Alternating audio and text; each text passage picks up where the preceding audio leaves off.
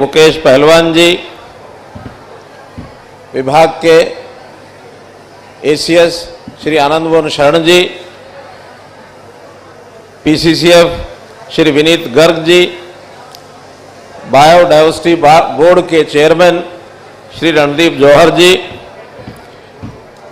One विभाग के सभी अधिकारीगण, जिला प्रशासन और आज के इस बहुत ही एक पवित्र सुंदर कार्यक्रम में भाग लेने वाले सभी हमारे सज्जन वृंद, बहुत से छात्र बंधु, बहुत ही एक सुंदर आज अवसर है, खास करके गुरुग्राम के लिए। गुरुग्राम प्रगति के लिए जाना जाता है और उस प्रगति के साथ साथ आज हम जो काम कर रहे हैं, करने के लिए आए हैं, वो प्रगति के साथ साथ प्रकृति से भी जुड़ा हुआ है। तो आज प्रगति का और प्रकृति का मेल इस कार्यक्रम के माध्यम से हो रहा है। देश के प्रधानमंत्री जी ने एक आह्वान किया जिसके बारे में चर्चा हुई, एक पेड़ मां के नाम। तो हम यहां तो आज एक पेड़ मां के नाम ही नहीं, बल्कि पूरा जो वन है, पूरा जो ये आज का जो कार्यक्रम हो रहा है, इस वन को, इसको नाम ही वन को मातृ वन का नाम दिया है। अब पेड़ हम यहां लगा रहे हैं, मन को एक सुकून हो रहा है। गुरुग्राम का वातावरण तो अच्छा होगा ही होगा, लेकिन पर्यावरण और प्रदूषण, इसकी सीमाएं नहीं होती हैं। हम एनसीआर एरिया में आते हैं तो दिल्ली का पर्यावरण भी सुधरेगा, वहां का प्रदूषण भी कम होगा। तो इस पूरे क्षेत्र में जितनी हरियाली हम करेंगे, उतना पूरे क्षेत्र के लोगों को यह लाभ होने वाला है। पेड़ लगाना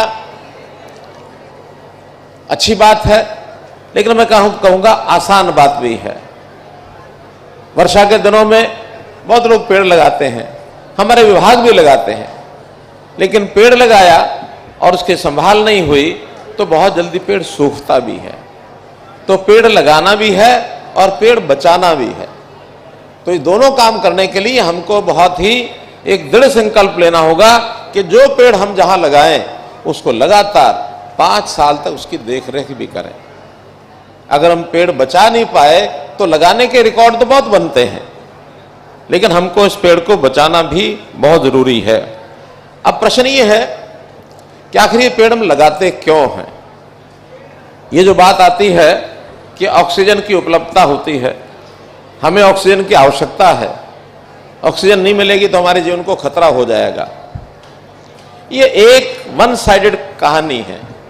इस कहानी को थोड़ा सा मैं और आगे जोड़ता हूं और मैं निश्चित रूप से अपने केंद्रीय मंत्री भूपेंद्र यादव जी को भी जरूर ध्यान कराना चाहूंगा कि ये जो विषय मैं बता रहा हूं, इसको किसी न किसी रूप से आगे बढ़ाया जाए। हमारा गुरुग्राम उद्योग नगर है। उद्योगों से हम परिचित हैं अच्छी प्रकार से कि उद्योग में कुछ इनपुट डालते हैं, बाद में आउटपुट होता है, उसको हम सेल करते हैं, हमारा प्रॉफिट आता है, देश की इकोनॉमी बढ़ती है।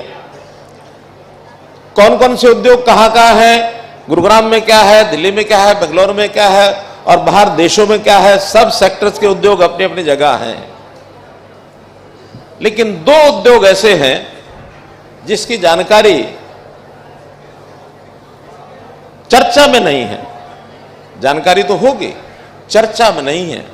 और वो 2 उद्योग क्या हैं? एक उद्योग है मनुष्य के शरीर के भीतर, और क्या उद्योग है, जब हम ऑक्सीजन लेते हैं, फेफड़ों में जाता है, तो हमारे शरीर की पाचन क्रिया में जो हम अन्न खाते हैं, उसमें बहुत सा कार्बन होता है। तो कार्बन और ऑक्सीजन मिला करके कार्बन डाइऑक्साइड बन करके ये बाहर निकलती है। तो एक प्रोडक्ट है कार्बन डाइऑक्साइड भी।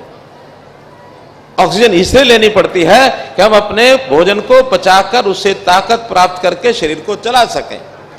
और आउटपुट है, कुछ तो गंदगी के रूप में निकलता है, कुछ कार्बन डाइऑक्साइड के रूप में निकलता है। अब विषय आता है कार्बन डाइऑक्साइड कितने निकालता है एक व्यक्ति।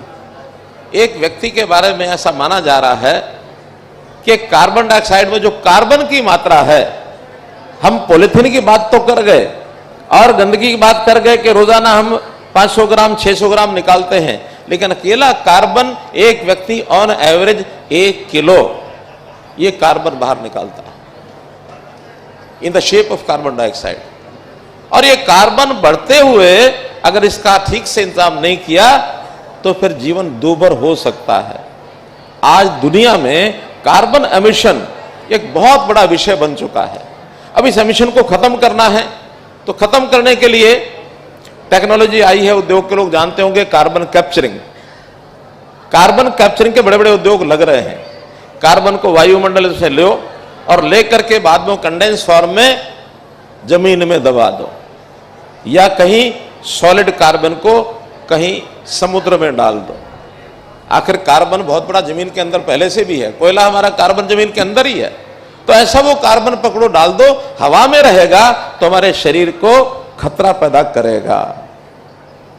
अब ये इतना बड़ा बाहर उद्योग लग रहा है तो उस उद्योग में एक बहुत बड़ी इन्वेस्टमेंट है, बहुत कुछ उसके अंदर टेक्नोलॉजी है, लेकिन एक उद्योग ऐसा है, पहला उद्योग बताया मनुष्य शरीर के अंदर, दूसरा उद्योग जो पेड़ जो काम करते हैं वो यही काम करते हैं। पेड़ अपने लिए कार्बन डाइऑक्साइड अपने जीवन के लिए प्राप्त करते हैं और उस कार्बन डाइऑक्साइड में कार्बन की मात्रा होती है।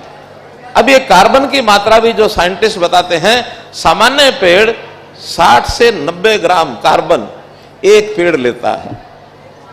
अब 60 से 90 ग्राम एक पेड़ लेता है और मनुष्य एक दिन में 1 किलोग्राम छोड़ता है, तो एक मनुष्य को अपने जीवन को बचाने के लिए 15-16 पेड़ की आवश्यकता होती है।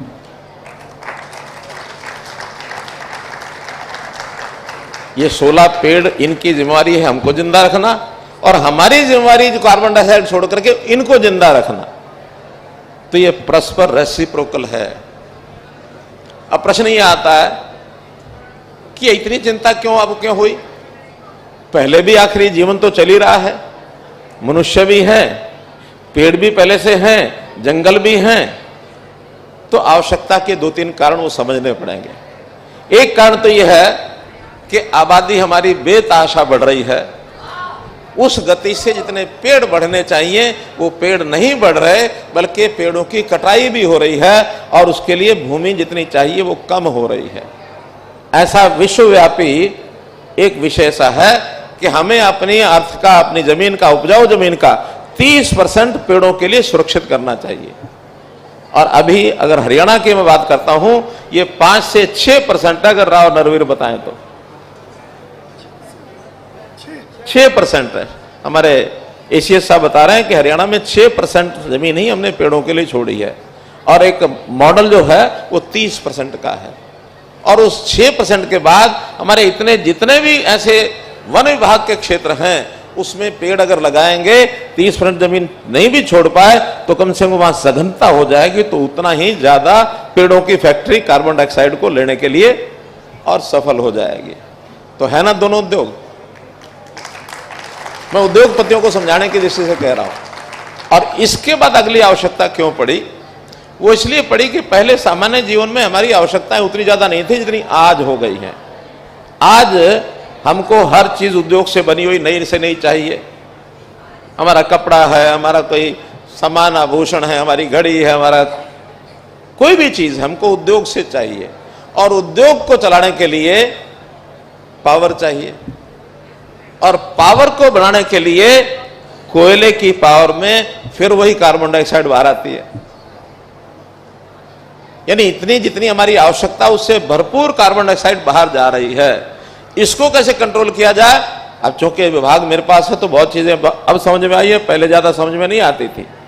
आज ये आया कि कार्बन की बजाय दूसरे जो मेथड हैं, दूसरे स्रोत हैं बिजली के, उसका बढ़ावा करना चाहिए। उसमें सबसे पहले हमारा हाइड्रो आया।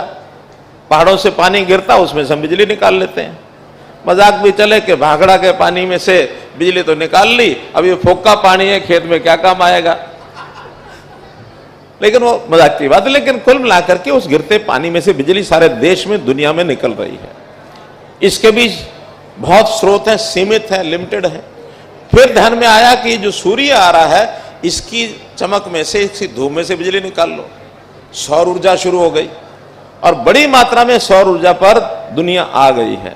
फिर ध्यान में आया कि हवा चल रही है, इस हवा से बिजली निकालो, तो फिर विंड एनर्जी इसमें से प्राप्त की, विंड एनर्जी भी प्राप्त हो गई है। इसके बाद न्यूक्लियर एनर्जी, जिसके ऊपर बहुत तेजी से काम हो रहा है, क्योंकि न्यूक्लियर एनर्जी पावर हम बना सकते हैं। आज हमारी 8 गीगावाट की पावर चल रही है, 2030 तक 22 गीगावाट हमारी जो पाइपलाइन पूरी हो जाएगी, लेकिन 2047 तक 100 गीगावाट पावर हम जो है न्यूक्लियर पावर का उपयोग कर लें, ये अगला का हमारा टारगेट है।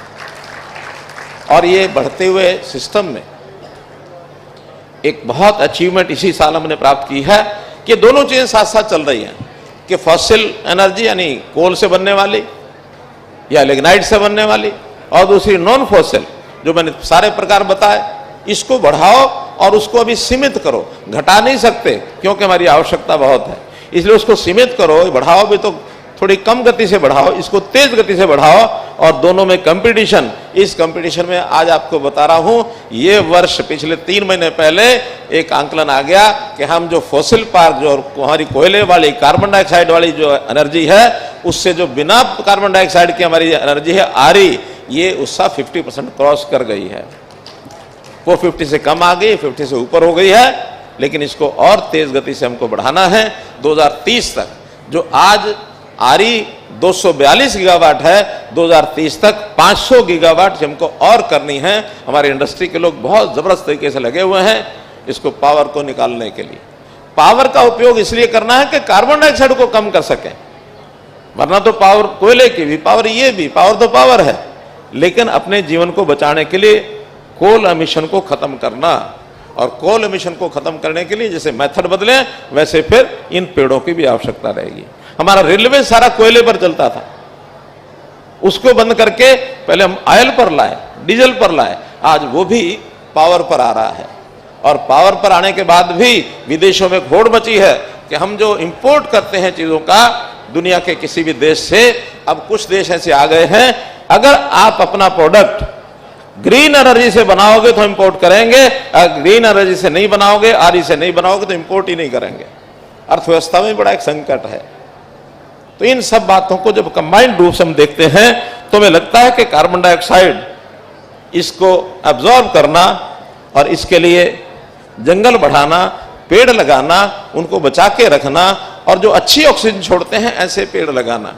हमने तो पीछे जब मैं मुख्यमंत्री था तो ध्यान में आया कि इन पेड़ों को काटने से बचाया कैसा जाए, तो इसके लिए एक नई योजना शुरू की। जो पुराने पेड़ थे 75 साल से ऊपर की आयु को हो गए, जैसे वृद्धों के लिए वृद्धावस्था पेंशन शुरू की है, तो हमने एक 75 साल से ऊपर की जो पेड़ की आयु हो गई है उसके लिए प्राण वायु देवता ऐसा एक पेंशन शुरू की है 75 साल के बड़े पेड़ वाले। ये पेंशन शुरू कर दी, इसको बचाओ, संस्थाएं बचाएं। तो इस प्रकार से बहुत सी चीजें ऐसी कर रखी हैं। सामान्य व्यक्ति इसको अपना अभ्यास बनाए, इसको एक संस्कारों में लेके आए, एक व्यवहार में लेके आए कि पेड़ लगाने हैं। हरियाणा सरकार में एक योजना शुरू की थी, उसको मैं आज पूछ रहा था कि लागू हुई कि नहीं हुई। अभी ठीक से लागू नहीं हुई है, वो है वन मित्र योजना। इस वन मित्र योजना में मैं आप सब लोगों से भी आह्वान करता हूं कि वन के मित्र बनो और पहला काम पेड़ लगाना शुरू करो। पेड़ लगाने में कुछ वॉलंटियर्स आएंगे जो मेरी इस बात को समझते होंगे, तो कम से कम सामाजिक सरोकार के लिए पेड़ लगाएंगे। कुछ ऐसे भी होंगे जो शायद रोजगार प्राप्त करना है तो उसके लिए आगे आ सकते हैं। तो दोनों के लिए योजना है। वन मित्र जो वॉलंटियरली आएंगे उनके लिए अलग से योजना बना करके, और मैं अपने जो वन मंत्री राव नरवीर जी को कह रहा हूं कि इस प्रदेश योजना को आगे बढ़ाओ, और जितने भी ऐसे लोग हैं जो अपने आप पेड़ लगाने के लिए आगे आते हैं वॉलंटियरली, इनको रजिस्टर करो, क्योंकि अकाउंटेबिलिटी जरूरी है। कहने को सब कह देंगे मैं भी पेड़ लगाऊंगा, मैं लगाऊंगा, मैं लगाऊंगा, लगाए कि नहीं लगाए, और बल्कि हर महीने उस पेड़ का चित्र जीपीएस सिस्टम से और रिकॉर्ड करो कि वो पेड़ जिंदा भी है कि नहीं है। और जो व्यवसाय करना चाहते हैं उनको भी कम से कम, और कुछ नहीं, शुरू में 50-100 रुपया पेड़ लगाने का, बाद में उसकी संभाल करने का भी 10 रुपया 15 रुपया महीना हर महीने दो, ताकि अगर 1000 पेड़ भी लगा लिए हैं तो 10 से 15,000 रुपया वो बेरोजगार आदमी कमा सके। ये रोजगार भी है। तो वॉलंटरी तौर पर यहां कम से कम जो बैठे हैं वॉलंटरी तौर पर वन मित्र बनने की मन में विचार कर सकते हैं, इच्छा रख सकते हैं। जिसको लगता है कि ये वन मित्र योजना अच्छी है, जैसे ही कोई पोर्टल खुलेगा हम उसमें रजिस्टर करेंगे, ऐसे कौन कौन हो सकते हैं? बहुत अच्छा, बहुत बहुत धन्यवाद, आपने इस विषय को समझा है, ग्रास्प किया है, वन के प्रति अपना प्रेम दिखाएं। इसलिए आज के इस अवसर पर गुरुग्राम, जो कि हमारा बहुत ही एक ऐसा पसंदीदा शहर है, दुनिया के आकर्षण का केंद्र बना है। अब इस पर यहाँ जो हमारी कंपनीज है, विदेशी कंपनीज, उनके बहुत ऑफिस आ चुके हैं। हर किसी को लगता है कि गुरुग्राम अच्छा शहर है भी और रहना भी चाहिए। बीच बीच में कुछ गड़बड़ें होती हैं, कभी पानी के भराव को लेकर, गंदगी को लेकर के, ये सारे एडमिनिस्ट्रेशन के साथ लगातार मैं बात करता रहता हूँ, क्योंकि जिम्मेवारी हमारे जिम्मे है कि स्वच्छता है, पर्यावरण है, सुंदरता है, कहीं कोई समस्या ना आ जाए। बिल्डिंग कोड जैसे बनाओ, बिल्डिंग कोड में भी एक पिछले दिनों में चर्चा आई कि ग्रीन बिल्डिंग्स बनाओ। ग्रीन बिल्डिंग का अर्थ यह है कि छत को जो है, छत के ऊपर भी आप 1 फुट की मिट्टी चढ़ा दो सबसे ऊपर, और वहां छोटे छोटे पेड़ जो 1 फुट मिट्टी में उग सकते हैं वहां लगाओ, और उसका पानी जितना बरसता है वहीं तक वहीं रोक के रखो जब तक नीचे पानी खाली नहीं हो जाता। उसको रोक के भी रखने के लिए 2 घंटे रोक के रखेंगे तो 2 घंटे बाद बहा दो। जितनी जमीन हम घेरते हैं उतना पानी रोक के रखना हमारा काम है। बहुत से चेक डैम्स इस पहाड़ी क्षेत्र के अंदर लगाने की योजना बनी है, पहले लगे भी हैं। तो ऐसे सब चीजों के माध्यम से, और आज विषय आया कि गुरुग्राम को हम टूरिज्म के नाते भी, पर्यटन के नाते भी अच्छा स्थान बनाए हैं। औद्योगिक प्रगति बहुत हो गई है, लेकिन पर्यटन के नाते भी आज उतना स्थान नहीं है। उसी में से ये जो जंगल सफारी का विचार निकला है, ये निकला है। जंगल सफारी बहुत जगह मैं देख के भी आया हूं, स्वयं हमारे सारे ही सबके देखे हुए हैं। शारजाह में मैंने एक जंगल सफारी देखी, बहुत लोग दूर दूर से जाते हैं। हमारे ये जो उत्तराखंड में क्या कोबरटा, क्या जिम कॉर्बेट, बहुत लोग वहां जाते हैं। अभी जामनगर में हम होके आए हैं। उसके बाद गिर जंगल देखा है, वहां यानी शेर, चीते, भालू, सब तरह के जानवर, ये दुनिया के आकर्षण का केंद्र बना हुआ है। तो ऐसा आज उस स्थान को हम देख करके आए हैं। 10,000 एकड़ के ऊपर ये जंगल सफारी आने वाले वर्षों में तैयार होगी। और साथ साथ केवल वही नहीं, HSIDC की जमीन पर 125-150 एकड़ का एक एरिया, जिसके अंदर एक सेंट्रल पार्क, बहुत बड़े बड़े पार्क शहरों के अंदर हैं, लोग देखने के लिए जाते हैं, तो एक सेंट्रल पार्क वहां बन जाए। और उसी प्रकार से जैसा डिज्नीलैंड की चर्चा आई, 500 से 600 एकड़ का डिज्नीलैंड एक बने। एक एक्वेरियम, सिंगापुर का एक्वेरियम देखा होगा हम सब लोगों ने, कितना, खास करके विद्यार्थी स्कूल के, कॉलेज के खूब जाते हैं वहां, अध्ययन करते हैं चीजों का। समुद्र की सारी चीजें वहां थोड़े स्थान के ऊपर उनको मिल जाती हैं।